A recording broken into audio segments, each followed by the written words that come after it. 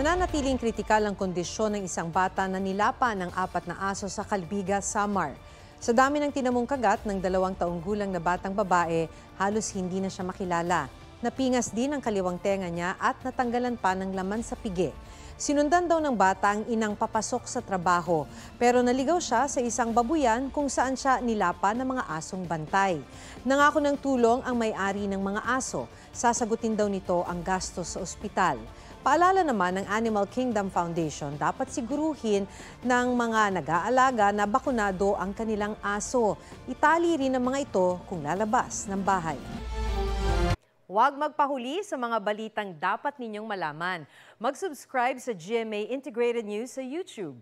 Sa mga kapuso abroad, subaybayan nyo kami sa GMA Pinoy TV at sa www.gmanews.tv.